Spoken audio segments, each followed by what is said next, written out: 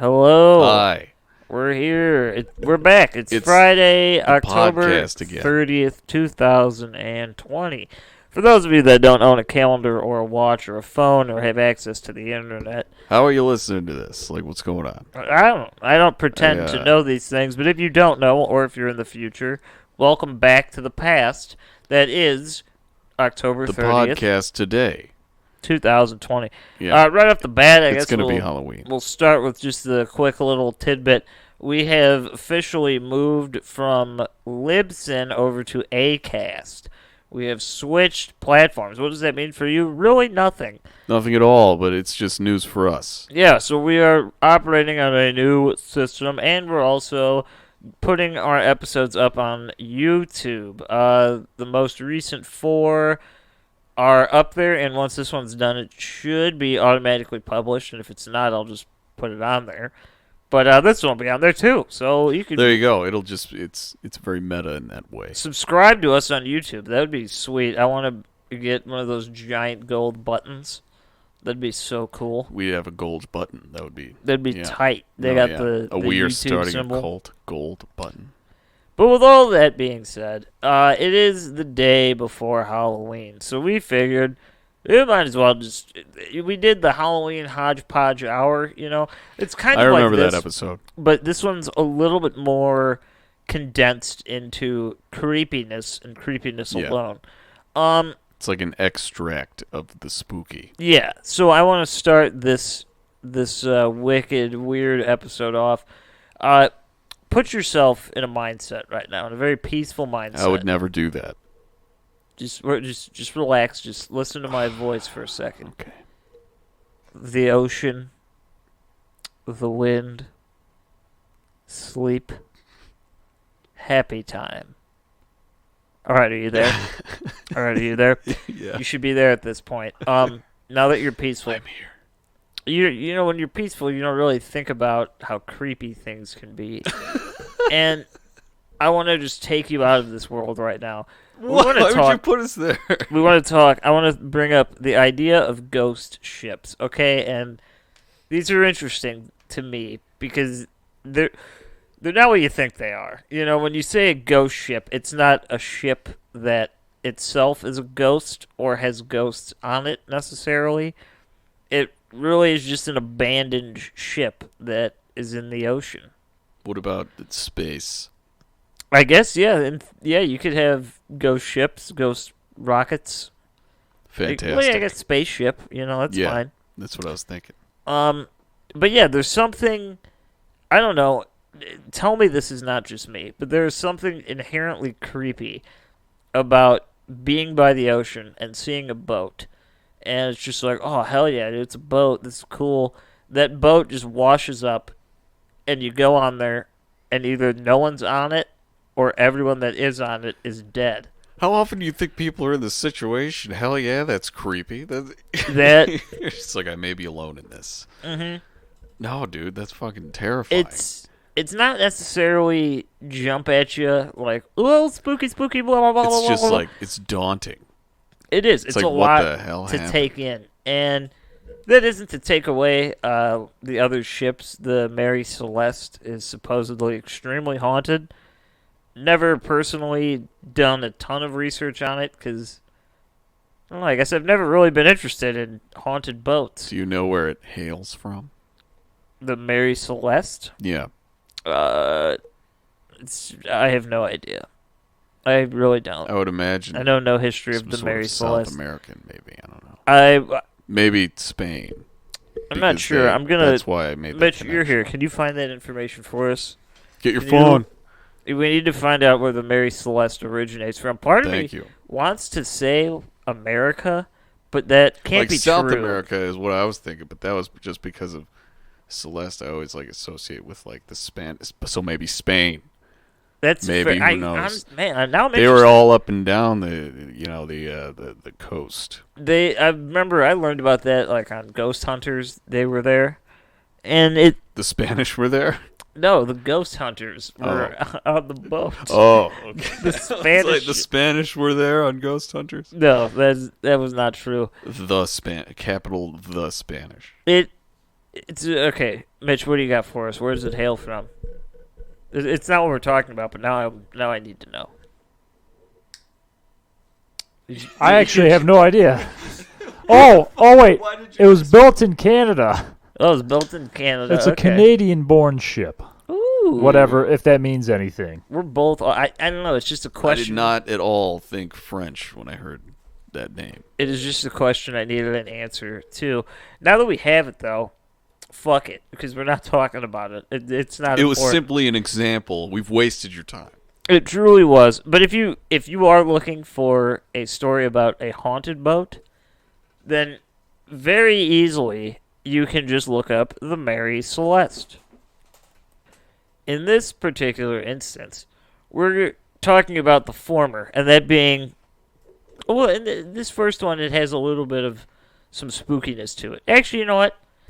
I'm going to swap this one for the other one, because this one's actually a little bit scarier, so I want this to be the, like, big boat show. I hate it when plans change.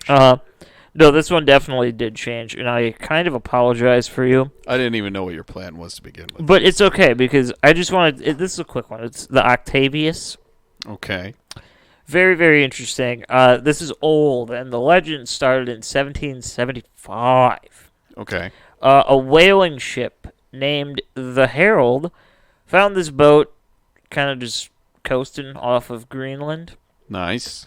And it was a little weird, so they went up and boarded, and when they opened the hatch to get into the living quarters, they found all 28 crew members dead, frozen to death.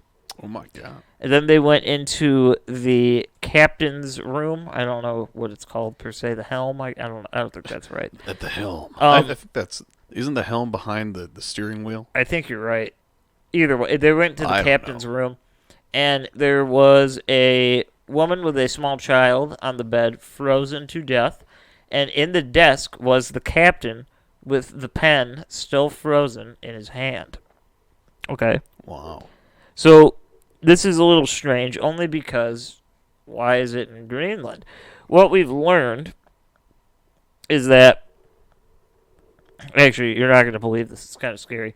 In 1761, this boat took off from China, and it was going to go through the Northern Passage. But as we know, historically, the Northern Passage was not technically mapped out and completed yet at this point. So it was a rather new journey, and they definitely went off, and they got stuck near Greenland. Just barreling into the unknown. It is believed that, well, actually, I guess I should say this. The reason that we know the dates is because, as I said, the ship's captain was frozen writing in his logbook. Yeah. And he was currently writing a log dated in 1762. So that leads everyone to believe, who found this boat in 1775, that for the past 13 years, this boat was meandering the sea with no one running it. Everyone was frozen to death already at this point. Oh, dude, do you think he, like, finished the word that he was writing, like, mid-stroke before he... I believe... Before he froze? I believe he did, because good. the crew that found this boat, they ran, fairly enough, I guess. They ran from it, but they did try to snatch the logbook, but it was frozen, so when they snatched it, they only got the first couple pages and the last couple pages. Most of the pages ripped out. God damn it. But that is how we were able to figure out where they came from and went from, because those were still intact. So we had the proper dates. All right, yeah. And we just kind of assume they were going through what is now the Northern Passage. We don't know. That's just what they surmised based on the notes that they found. Okay, all right. But yeah, so that would be 31 people in total were all frozen to death aboard the Octavius, floating in the ocean for upwards of 12 or more years at that point. Holy fuck. The ocean is so big. And yeah, and terrifying. I want to take a moment to reflect on that, because holy shit, that is scary. They're just dead. Dude. That is a long time to be lost at sea. It really is. They weren't lost at sea for Well, they were. long. Yeah, they They were died dead. far before that. You could still be dead and lost, and I'll have a case of that later. Oh, that Don't is even just worry. some spiritual just dread there. But yeah, so the Octavius did not have a particularly great run as a ship. Doesn't sound like it. I mean, it never sprung a leak. It sounds like. No, it You didn't. know, so it's successful in that aspect of being a ship. It was a heavy manufactured ship. I will say that. That is some fucking. You know, you imagine the barnacles didn't even get through. Yeah, I could agree. I would say I don't quite know how you. To me, on a boat, once it starts getting so cold that you're really starting to freeze, wouldn't you try going the other way? Is that ever a thought?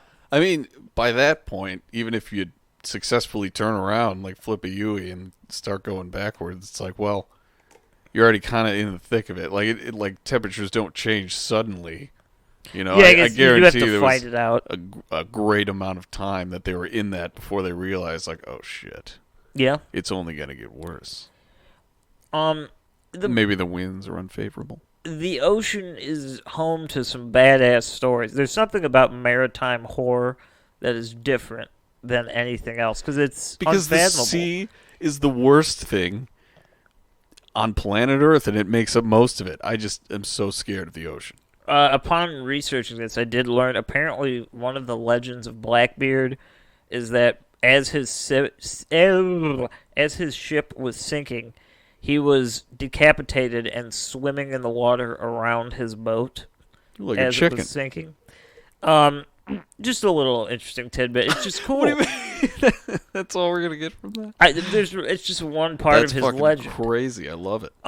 It's just interesting because there's so much history to the ocean that we'll never know. No, yeah, dude, maritime stuff.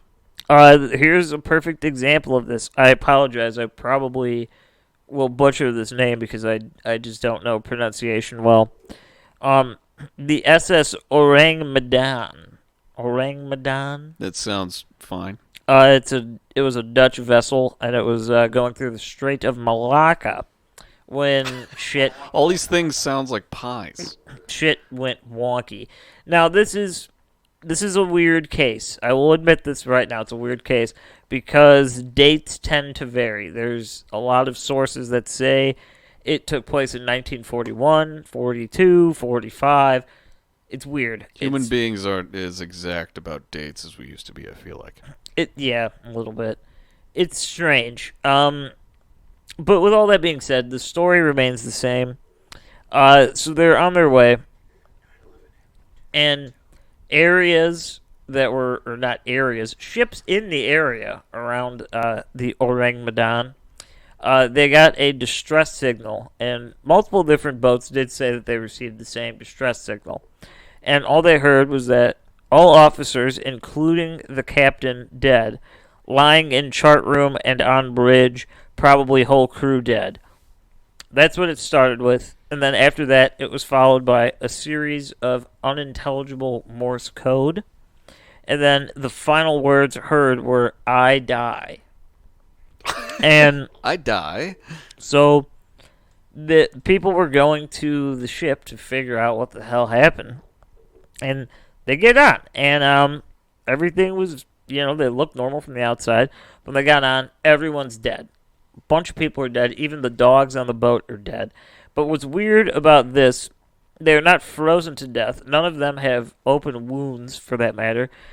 It was described as if they were frightened to death. They were all laying on their backs, scared, in a horrified face, with a very creepy look on their face. Dude, is that like the Joker's gas that he uses? Interesting point. Ooh. Because obviously skeptics, we have nothing to go on, so they're looking into what is this? All right, we don't know how to explain this. Maybe Batman's real. We don't know what's going on. So after the ship was boarded, a fire had broke out in the bowels of the ship, and that's when they decided to ditch because the ship was on fire. Bowels, huh? And after they got off the boat, the ship actually exploded, and it exploded with such force that it shot out of the water and then it sunk immediately without leaving a trace. Holy Weird shit. enough. Weird enough. We don't know what caused that, but this is where we get into the Joker gas. They potentially believe that they were transferring nitroglycerin in the ship, Well, that'll do it. which would cause the Yeah. explosion. Even weirder yet, there is no mention of the SS Orang Medan's registration in Lloyd's shipping registrars, which is where you register your boats fucking at. So there's no registration for this fucking boat. Okay, Yeah. It doesn't exist. When they get there, people are dead. And then the boat explodes and does a somersault out of the water and just sinks. It performs the perfect dive. It wins the Olympic silver medal. Wow. It does so well. And this has pretty much led everyone to question what happened here. Was it... It's like, what the hell was that? Then we have a bunch of possibilities here, obviously, and they mention anything from poison to possible chemical reactions to things that may or may not have been being transported. Perhaps. Maybe they had some open fucking flames over some natural gas deposits coming up through the ocean from down below. Maybe. knows? Carbon monoxide, perhaps. Possibly. Nitroglycerin, that one's a little out there for me, I think. Why? Only because it doesn't seem like something that would... I don't know, I guess. Maybe it isn't. I don't like what time period did you say it was happening towards? What, the ship? Yeah, like what around like what year? Man, this was... it can't be that long ago. This is somewhere in the 40s. They don't know exactly. In the 40s. Somewhere in 1940s. Yeah, 1940. Oh, all right. In the 1940s. I was thinking that the construction of the fucking railroads there, but never mind. I don't know. They're still using it for stuff though, right? Probably. I mean, you got to get it around to use it everywhere.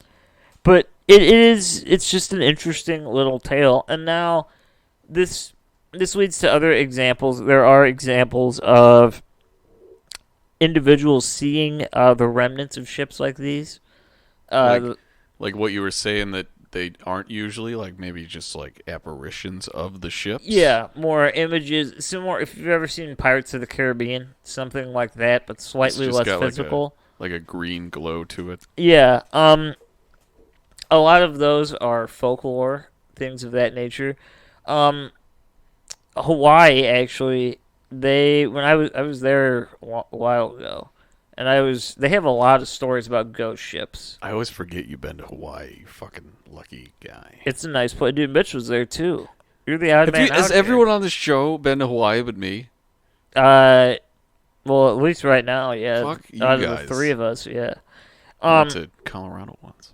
That's a nice place. That's nice. That's nice.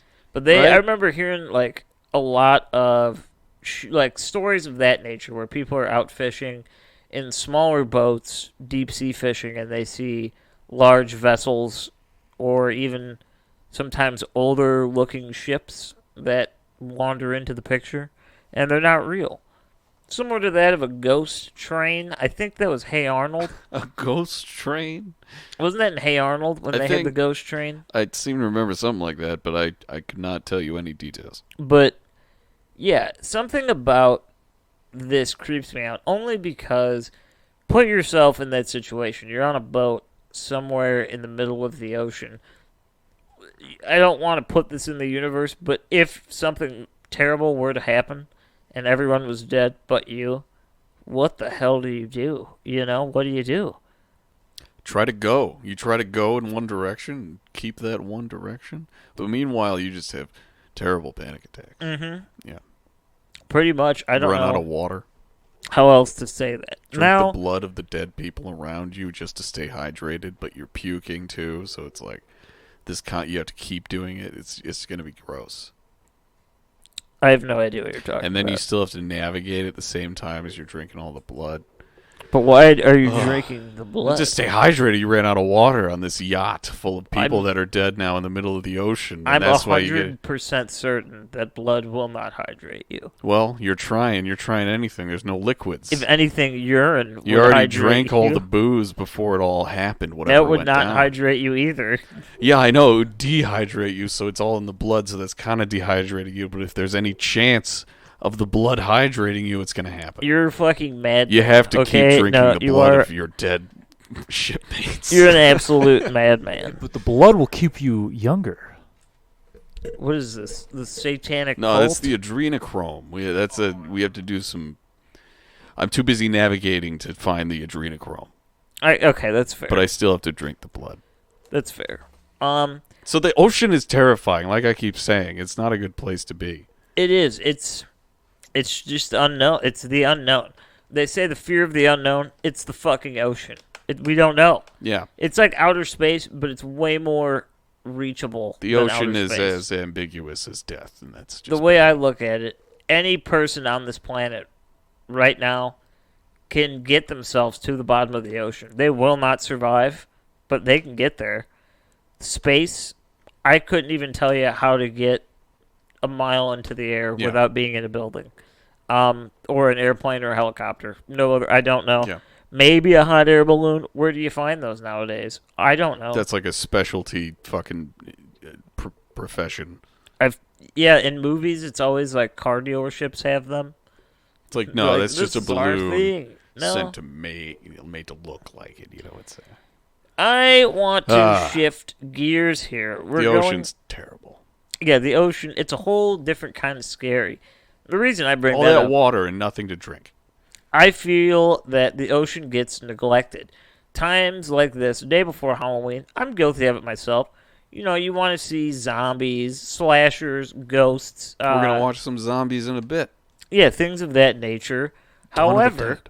we often overlook the simple fears that are around us every day. The ocean. That's I would say a very common one. I'm happy to be landlocked right now. You have people are afraid of spiders, but there's something about the ocean that the fear of it is way different than any other fear. Like at least spiders are in your element. It's like the air, but it's like water. It's like all right, I am the fish out of water here, and Yeah. I just Literally. don't know how to do anything properly, let alone defend myself. You're damn skippy, kid. All right, so I'm switching gears here. We're going. I just brought one unsolved crime to the table, and I was going to do more, but then I kind of was thinking about the next few weeks of this show, Yeah, and they're very. We're doing a couple of true crimes coming up here, it's true. It's gonna be cool. so I wanted to find one that I'd never heard of personally, and one that is kind of quick and easy. Yeah. So we're doing the man named Charles Rogers, okay? And you might think an unsolved murder, but we have a victim, or not a victim, I'm sorry, what's the opposite of the victim? The perpetrator? Yes, thank you. the Oh my perpetrator? goodness, I'm sorry. Are you telling me that the perpetrator is a man by the name of Mr. Rogers? Yeah, in this sense. God. I can't believe I couldn't Damn it. remember that fucking word. That pisses me off. But I love the The alley criminal, there. just like maybe? I don't know. The guy. so- Just a little background on you here. In 1942, Charles Rogers, he enrolled at Texas A&M University. Fucking dropped out the same year. You think he's a failure? Boom, no. He went to the University of Houston, and he got a bachelor degree in nuclear physics. He'll show you. Uh-huh. There you go. During World War II, he was a pilot in the U.S. Navy. Shout out to David. What up, what up? David, he's over there. And he served in the Office of Naval Intelligence. After the war, he worked as a seismologist for Shell Oil for 9 years. The hell is a seismologist? Seismologist, like, you know, the people that study earthquakes and stuff. Oh, like seismic Yeah, activity. Okay. seismologist. So, yeah, I mean, I don't know the nitty-gritty, but I would imagine for an oil company, you're probably... You're probably a little important, right? Yeah, you're probably doing a lot of the drilling, and you're probably in charge of most of the math behind Yeah, all a that. lot of the in and outs of it don't happen without you saying, yeah, you could do that. I could be very wrong, but I don't know. Sounds important. He's probably rich. In 1957, he quit that job for no true reason. It was weird. Friends and associates of Rogers, they talked about him, and they said that he was really good at his job. Like, he was really good. I guess he specialized in what they called finding the oil, but it really was just measurements of seismic activity in the ground to therefore mathematically eliminate where deposits of oil would and wouldn't be. Sounds like a fucking nerd. Yeah, and this guy was really good at it. He was really good at something. He was a genius. He spoke 7 languages fluently. So stupid. And he had an extreme interest in ham radios, building them, communicating with them. He was really big into that. All right, that's cool. In the mid-50s, he joined the Civil Air Patrol, and that's where he met this dude named David Ferry. And that name might ring a little bell for you. Do you know why? Did he break the sound barrier or whatever? No, David Ferry was an alleged conspirator in the JFK assassination. Oh. Don't worry, we're not done with that yet. No one will ever be done with that. In 1960, no, I mean in this story. Ooh. In 1965, this guy's unemployed. He's living back at home with his parents, Fred and Edwina. And so he's living in the Montrose neighborhood of Houston. If any of you are in Houston, Texas, Montrose, if that's still a place, that's where he was. Tell us some things about that place. Email us at startacult@gmail.com. He was described as extremely reclusive, and the only way that he would communicate with his parents was by slipping notes under doors. That's healthy. To communicate to them. It's fine. And funny enough, until after the events of one fateful evening, none of the neighbors knew that Charles lived in the house because Charles generally left the home before the sun came up and did not come back until the sun was already down. This guy's sounding like me, and it's very depressing. Yeah, they didn't know he lived there. Yeah. So on June 23rd of 1965, 2 Houston police officers broke down the door to the Rogers home after Edwina's nephew, named Marvin, reported that he had been trying to contact his aunt for days and the phone was unanswered. Upon entering the home, nothing was unusual. The only thing they did see was that there was food still sitting out on the dining room table. Things of that nature. Dishes weren't washed, things of that.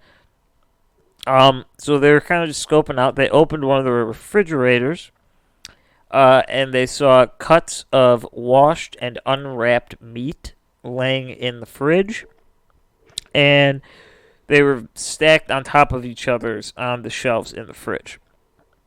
They thought that it was a butchered pig or several butchered pigs. Yeah. But sadly not. In the vegetable crisper, as he was closing the fridge, one of the police officers saw 2 human heads. Oh, there you go. Belonging to those of the mother and the father, Fred and Edwina Rogers. All right, well, I would never do this. So they realized that hog meat was actually their limbs and their torso, and that their organs had been removed, chopped up, washed and rinsed and flushed down the toilet, and they were later found in a sewer drain. That's how they knew that this happened. All right. Yeah, so police figured out that they had been killed on Father's Day that year, June 20th.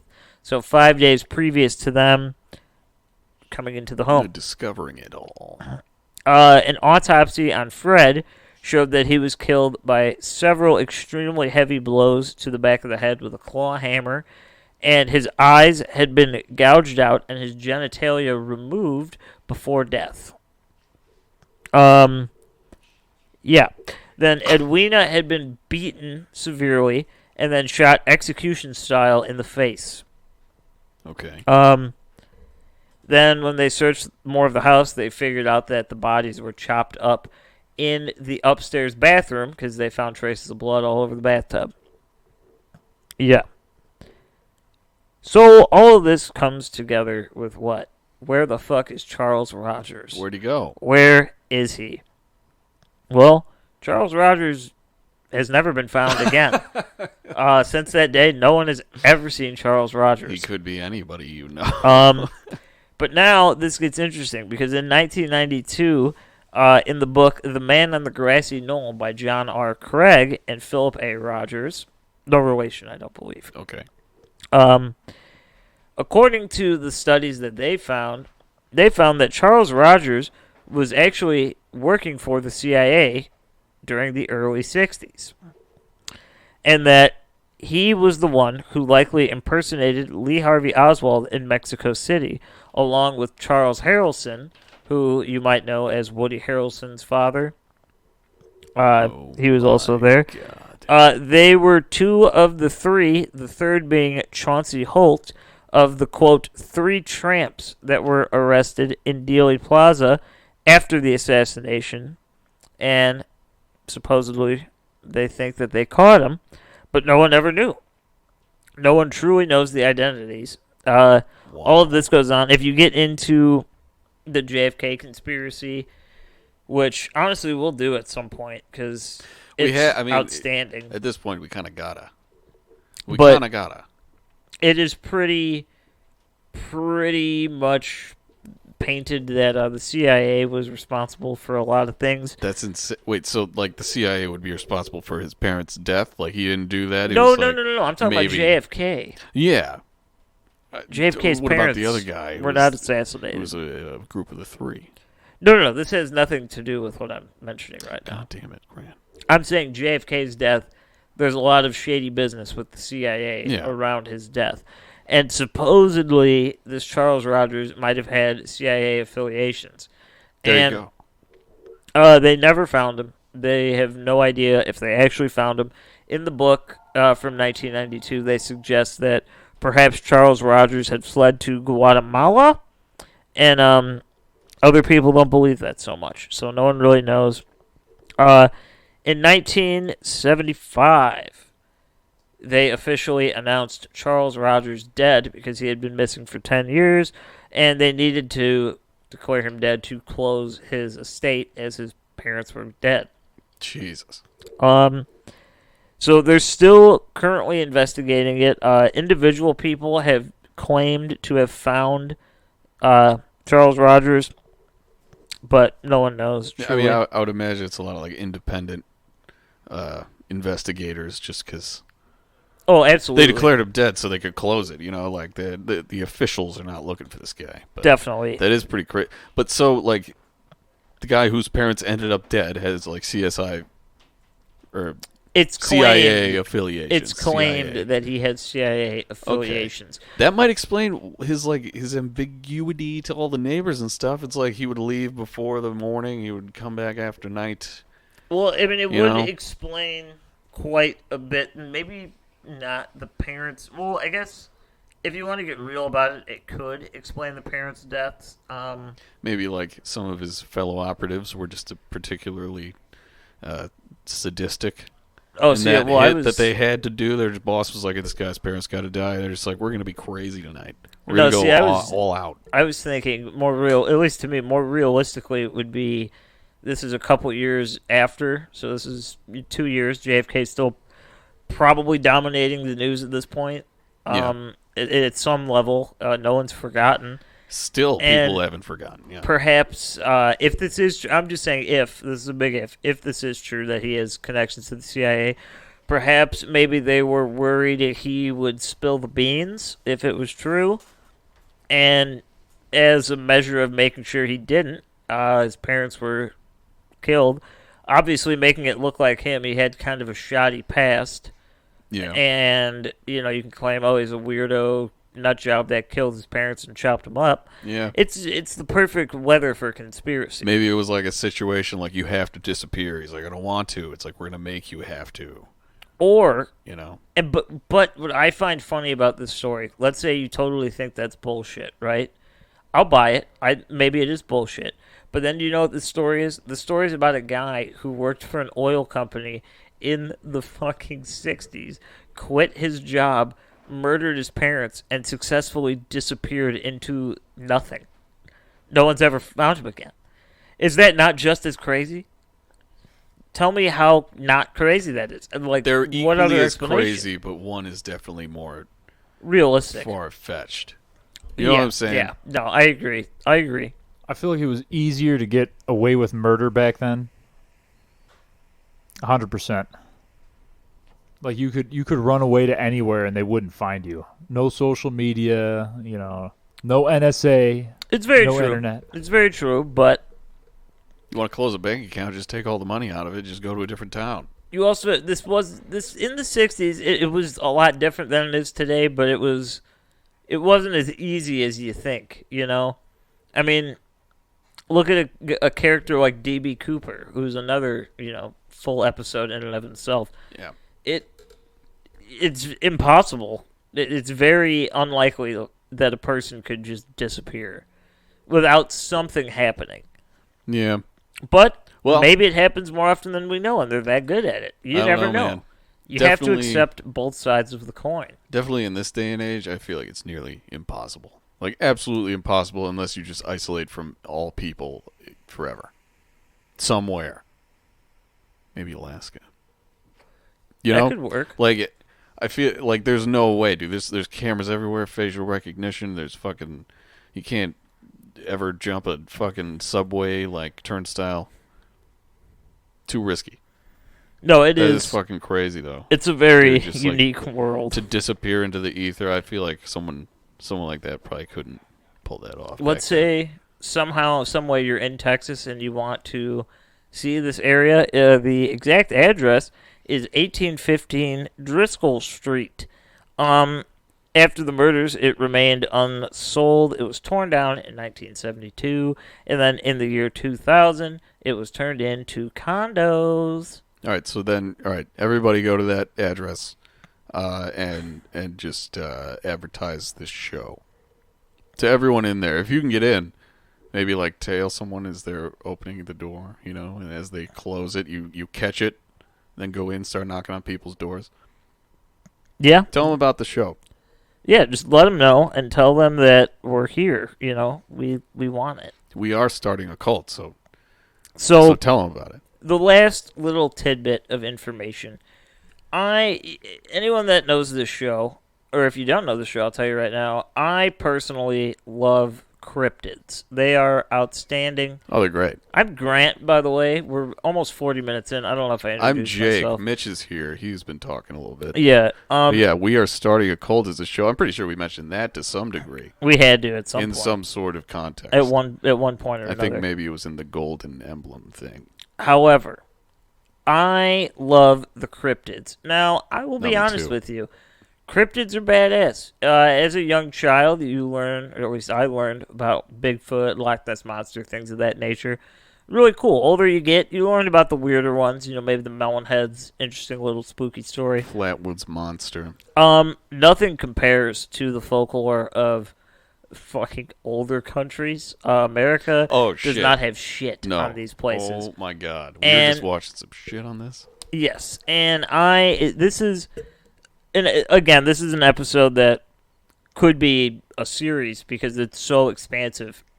So I'm really just going to kind of give you the cliff notes, and it's something I'd really like to revisit at a much stronger point at another point in time. You're totally fit. Bring up whatever you want to. Like I said, I did a shit ton of research on one thing that I realized wasn't spooky for this week. So we're just going to do it later.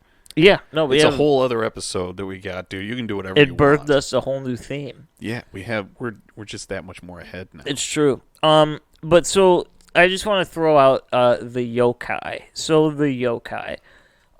Let's say you want to look these up. Yokai. That is how you spell them in English. The yokai, it is Japanese folklore. Now, these kind of encompass not only cryptids, but also supernatural entities, spirits, poltergeists, things of that nature. I guess they kind of get lumped in with cryptids in a way here in America, but for the case of the yokai, they're one and the same. Yeah. They're folklore, they're urban legends, but they're ancient. They're not. Here in America, we get, oh, the licked hand. Oh, it's a spooky story. Yes, it is. Or, oh, the man with the hooked hand. But you realize that there's a guy in a car in that story. So that would suggest that this story didn't happen that long ago, which arguably makes it creepier. However, there's something, again, like the ocean, there's something unwritten rule spookiness about ancient shit. Oh, yeah, because it's so old. It's so old, it's so almost fucking hard to old. question. Yeah. It is. There comes a point where you can almost not even question the reality behind it because it's so old. It's almost a myth. And that is what the yokai are. They're typically explained, they're personifications of supernatural or unaccountable phenomena to their informants. So what They're that would mean, informants, huh? they're just they're fucking supernatural beings. Okay. Okay, all right. Yeah. They're broken into different sections. So you have humans, animals, plants, objects, and irregular phenomena.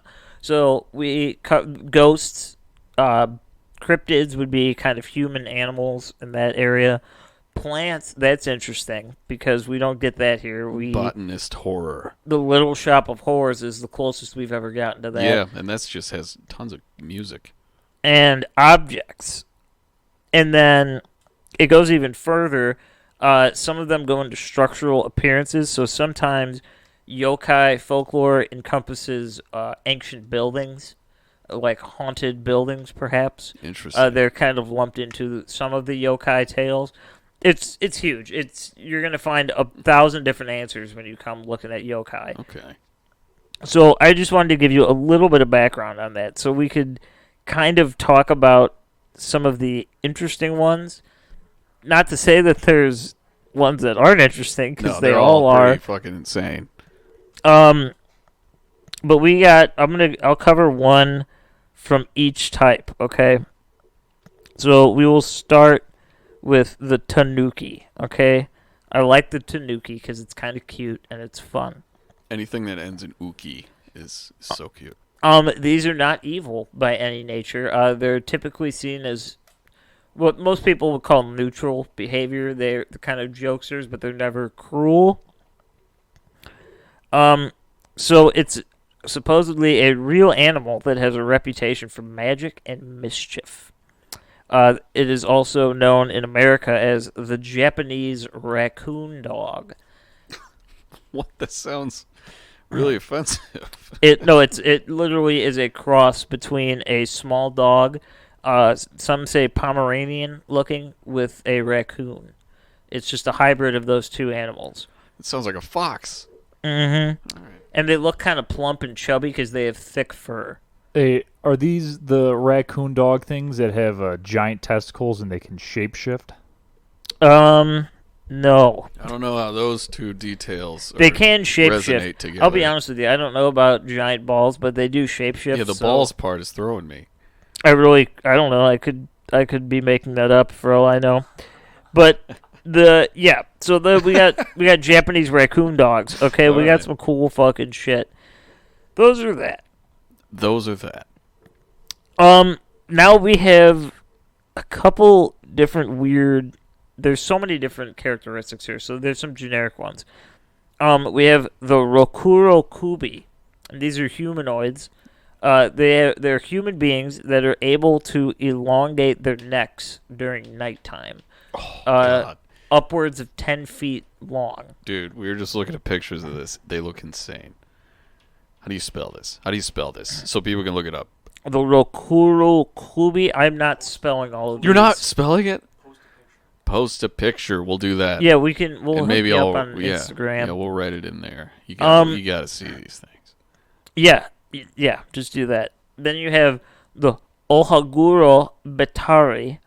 This is a female figure that when you look upon the female figure, the only thing they have on their face is a blackened mouth. Then you have the Futukuchi Onna. Okay. Okay. And that is a woman with a large mouth on the back of her head. It's on the back now. Well, it's on the front and the back. It's a two-sided Oh. mouth attack. You could do so many blowjobs. You would Two-sided cut mouth that down attack. immediately. Then you have the Dorotabu. The Dorotabu. That is the risen corpse of a farmer who haunts his abused land. Or her land if you're a female farmer. So what does he just correct your method of planting? No, he just haunts Like in you the if you night? fuck up his garden, bro. Fuck. Now we have the Azukurai. And these are kind of weird. These are very specific yokai. The Azukurai is a yokai that can only be found washing azuki beans. Wow. Then you have the Akaname. We're just moving past. What did they do? No, Is that they all just do? wash beans. They just wash beans? That's how they're... They're bean washers. All the other ones were so, like, horrifying. No, these are not as horrifying. These are... We'll get to the horrifying ones in a minute. Like, the beans aren't even, like, poisonous or anything. No. I just want you to know They're just how... washing them. I really just wanted to paint a picture of how expansive All right. the yokai It's a whole umbrella is. world. It's like a Sims. Yeah, it is. So we have the Akanami. These are only found in dirty bathrooms, and they spend its time licking the filth on the floor. Yum. That's their Great. job. Then you have the Tofu Kozo, and that is They don't a eat small monk that is always seen carrying a plate of tofu. There we go. Awesome. That's that's just a person. Yeah. That's just a person doing something. So we're working with all of these different types. I personally like the guy that It is licks the very bathroom expansive. floor. That one, that's like a dare. I Yeah. feel like that guy got the shit end of the stick. Literally. Truly. Yeah, it's very, yeah. He has to lick fecal matter remnants off the floor. Got to keep it clean. And no, don't get me wrong. We get into other types of yokai. Now, I mean, they're scary. There's some that are nice. They just became like garbage pail kids at the end there. Or what were they? What were those called? What? Garbage pail kids. The Garbage Pail Kids? That is what it's Yeah. called. Oh, it's yeah. just like those No, 100%. bathroom floors and shit. So we have, I would say one of the biggest ones is the Yoki Onna. Yeah. The Yoki Onna. And that is, interestingly enough, that is a woman. It's the ghost of a woman. It's a girl. A very pale white woman with dark hair. And she just sucks the life out of you with her cold, frozen breath. And interestingly enough, she might not hate all of her victims. She might fall in love with you. Let's say you're lucky enough to fall in love with the Yuki Onna, or the Yoko Ono, perhaps. Oh. Once she... Oh. John Lennon is a weak man. Yep. Once she falls in love with Was. you, you get married. You have a great life. But then you kind of start to question, hey, maybe I'm married to an immortal she-witch. Hey, maybe I shouldn't have quit the Beatles just now. And once you come to the realization that she is undead, she gets so angry that she will murder every single one of your neighbors. She will just go to your Not village even you? and just murder everyone. She just takes them out like you have no idea. She just Wow. annihilates these motherfuckers. I'm talking just murder. Then he found out, and that's why he had to go. Yeah. Then, on a separate note, I got 5 left for you, okay? Go, yeah. Now, I'm going to that's get fine. into a couple of the more well-known ones. The Kappa. Very Kappa. adorable. I'm going to post a picture of the Kappa because it's my absolute favorite thing in the universe. And the Kappa is a green amphibious human turtle with webbed hands and feet. That sounds adorable. And what they do is they sit along the water's edge and they lure you into the water so that they can drown you. Yeah. They have a Yeah. plate-shaped cavity on their head Okay. that retains water so that they can hide.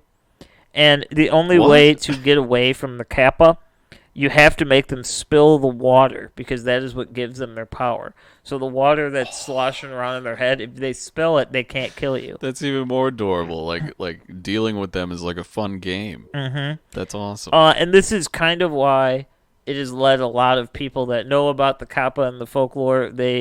It's often depicted as more of a cute animal, kind of like adorable sweetheart. You'll yeah, see like the an picture. adorable killer, like hippopotamuses. Uh-huh.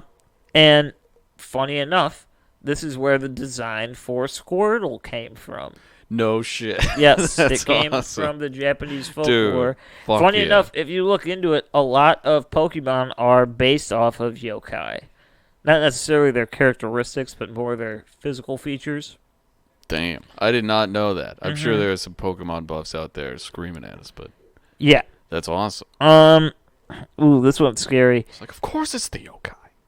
This one's creepy. The Honeona. The Honeona. Just like her name, the Honeoma is a woman, but she's not a woman. She's in the form of bones. Which this makes her, in their folklore, it's called a Yuri. Someone that's made out, it's skeleton. Which means bone woman. She is a woman who retains her undying love even after death. Pretty much the legend goes that the Honeona got so lonely that she rose from the grave to go back to her former lover's house to spend the night. And whenever the sun would come up, she would have to return to the grave. Every night that she would go there, she would suck some life force from her lover, weakening him day by day. Eventually, this guy became so obsessed with seeing his former lover that he dug her up from the ground, jumped into her coffin, and embraced her until he died. Oh, that's kind of nice. Is that what's it like? It's like that Poe story. Who knows what it is? The Edgar Allan Poe. Yeah, it's like Annabelle Lee or something like that. Yeah. Yeah. This like one, that. this is a big one. This is big in like the YouTube world. It's kind of a spooky one. The Kushisaki Onna. Oh yeah. The Kushisaki Onna. Sake. It literally translates to slit-mouthed woman. So it's a Japanese urban legend. It's a malicious spirit of a woman who often covers her mouth with a mask. Funny enough, that means a lot more You nowadays shouldn't wear a mask. than it did at the birth You of should. this urban legend. You should wear it. But she has her face covered at all times. And she goes up to random people and she asks them, "Do you think I am beautiful?" And if you say no, she'll kill you. Kind of a baiting question. She'll kill you. She will kill you if you Well, say no. That's very vain of her. Now, if you say yes, she's going to open her mask and show you her face. And she's going to ask you the same question again. And if you say no, she'll kill you, but make it even worse than she would have done the first time. Oh wow. And if you say no, some say she will smile, some say she will hug you, but then what she will do is she will cut your mouth off to resemble her mouth. So there's no getting out of this. It's a catch-22. You either die or you live long enough to get your face slit. Yes. Well, this is it's another Joker scenario. The Joker keeps coming up. this is where you get into the yokai territory. We need to revisit this at some point. No, we because definitely do. We'll do an in-depth thing. It's just very on hard, though. It's so enormous. There's so many different types, and the stories kind of fall into three separate categories, being... Well, probably more than three, but it's neutral or good would be in the same category. Evil, and then mischievous. And in this case, evil would be an umbrella term for yokai that you can't win with. She is one of them. There's plenty of other ones that really there's no way to escape it. Once the yokai chooses you to be either the victim So or like a P or two, the person of interest, that's it. Like there's no way of stopping it. There's plenty of stories where that is the case. So it falls into certain categories, and this is arguably the most popular among the world, probably. It's got the most cultural appeal. It's creepy enough. The imagery is terrifying. It is. It really is. It's spooky, scary, skeleton time, you know? So we have the Akamanto. Akamanto. The Akamanto. The Akamanto. Yeah, you're fair. This one's weird. They are masked spirits that wear red cloaks, and they appear in public or school bathrooms. And they're masked. Yeah. The Akamanto will ask the occupant of the toilet if they want to use red toilet paper or blue toilet paper. If the occupant chooses red, they will be killed so that their dead body will be drenched in their own blood. And if they choose blue, Akamanto will strangle the occupant until their face turns blue. Oh. So, pretty much, you're fucked. You However, you get to choose, though. No. Akamanto, Manto. Akamanto. Akamanto has a loophole. If you don't answer the question, if you remain silent, it will leave you alone. But then are you able to wipe? Well, what's more important? I guess it really depends. At that point, what's more important, man? I don't know what you want from me. All right, so I'm going to tell you this. We're going to move on to the last one. We're going to cover another one. I'm going to post a picture of the kappa and this one. We're going to revisit the Rakurakubi. Rakube. These are the long neck people. Yeah. So let me just give you a little bit of background. A little synopsis. These are another supernatural creature. So there are two types of Rakurakubi. There is the one where the head comes off entirely and it can fly around on its own accord, and those are called Nukakubi. Wait, the head can fly around? Yeah, without detached from the body. That's so sick. And then there's the other one where the necks can stretch extremely far. These are just referred to as Rokurokubi. So what happens in these scenarios? When the head elongates, they often attack animals and people. They use their long tongues to lick lamp oil out of lamps. You gotta get that lamp oil. They scare people that are around them, and if you are unlucky enough, they might just drink your blood. They don't need to. That's just maybe. They might Maybe drink they your might blood. do it. They might not. I don't know. Jesus, dude. So effectively, that is a very, very, very, very brief overview of the yokai. Yeah, and the ones that we were just talking about. What was the name of the ones that we were just talking about? The last one? Yeah. The Rakurakubi? The Rakurakubi, dude. Their necks are like serpents in a lot of the pictures. Yeah, no, you'll see it's crazy. You'll see the painting. It's a wicked painting. You know what I thought of when you're describing what are they called? The Rakurakubi? Yeah. Reminds me of that scene in Beetlejuice. When Beetlejuice turns into a snake. Yeah, I can see that. I definitely can see that. No, yeah, that's a perfect description of a lot of the things we saw. But yeah, effectively, that is our episode. I want you to know this. And have a great Halloween. I know, it's going to be Halloween tomorrow. It is. When a lot of people are probably going to be listening to this. It's what time is it? It's late. It's almost 9 o'clock. Yeah, we only got like 3 hours left in the day. Halloween is a great holiday. Get out and enjoy it. Or don't get out. Stay in and enjoy it. You should enjoy probably it however you want it. Yeah. I mean, just eat some candy, that's for sure. Maybe watch something that makes you scared. Do something you feel is spooky and fun. If you want to get real spooky, listen back to the Toy Box Killer episode of ours.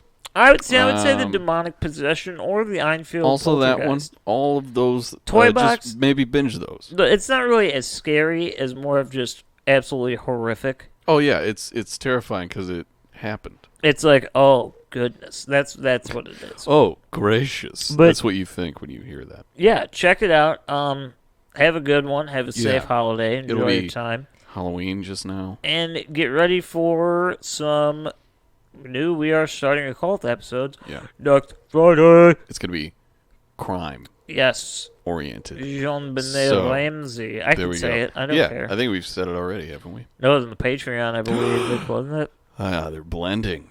By the way, we do have Patreon. There are extra episodes of some original stories paired with some movie reviews by Grant and I. Yes, that makes 3 now. There are 3 episodes. There are 3 up there. I'm very proud of my last story. No, that one was crazy. I Thank liked you, it a bro. lot. It was really fun. So go check that out. There's a link below to our Patreon. Just become a patron, and you'll have access to those. Hell yeah, you will. Check us out on YouTube. Subscribe to us there. Yeah. Join then us on Patreon. On do all all the stuff. of the shit. All Yeah, of it. everything. All the shit. All of it. Facebook, Twitter, Instagram. And, So, yeah. have a good one. Yeah, goodbye. Mitch was here as well. What is he going to say just now, though? Oh, I love being purple.